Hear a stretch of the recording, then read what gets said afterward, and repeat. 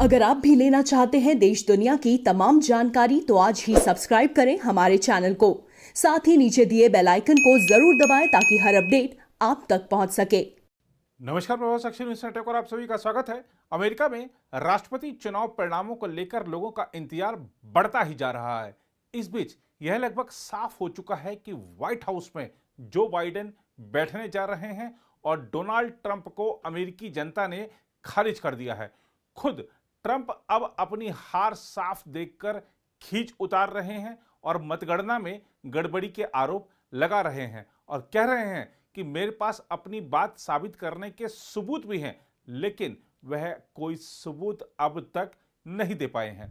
उधर अमेरिकी जनता सड़कों पर प्रदर्शन कर रही है और ट्रंप यू आर फायर्ड के बैनर लहरा रही है।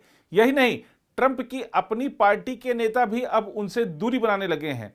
इस बीच अमेरिकी चुनाव के नतीजों में आने में लग रहे समय पर राष्ट्रपति पद के डेमोक्रेटिक पार्टी के उम्मीदवार जो बाइडेन ने कहा है कि लोकतंत्र कई बार उलझावपूर्ण हो जाता है और धैर्य रखने की जरूरत होती है।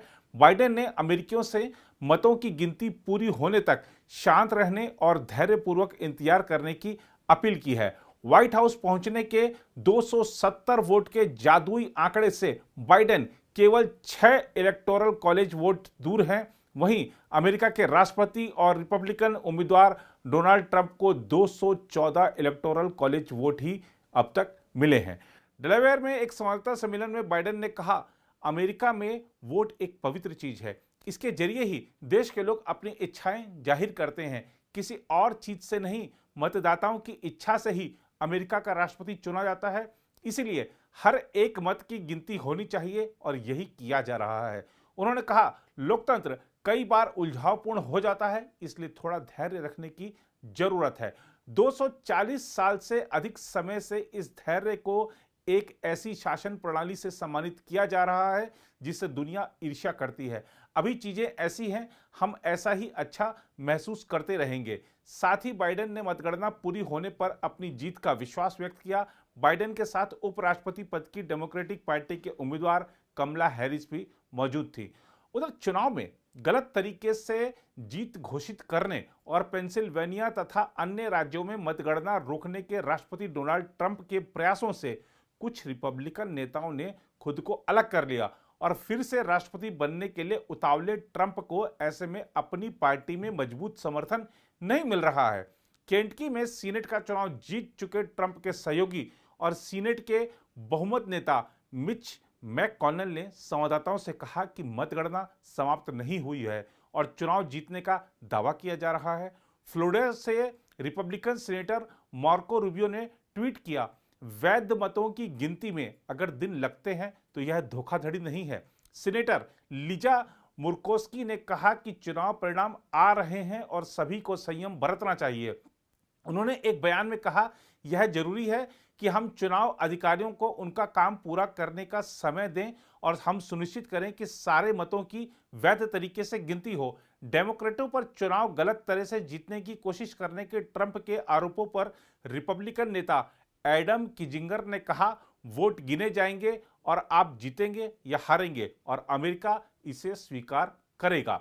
इस बीच न्यूयॉर्क की अटॉर्नी जनरल लेटिटिया जेम्स ने अमेरिका में राष्ट्रपति चुनाव की निष्पक्षता पर सवाल उठाने के लिए राष्ट्रपति डोनाल्ड ट्रंप के प्रति नाराजगी जताई है और कहा है कि अमेरिका में जनता अपना राष्ट्रपति खुद चुनती है और जनता की जो इच्छा है वह सुनी जाएगी। जेम्स ने कहा, ट्रंप की भड़काऊ, भ्रामक और विभाजनकारी बयानबाजी के बावजूद देश भर की अमेरिकी जनता को यह भरोसा दिलाया जाना चाहिए कि दोनों प्रमुख सियासी दलों के राज्यों के अधिकारियों ने इस चुनाव को निष्पक्ष और सुरक्षित तरीके से आयोजित करवाया है।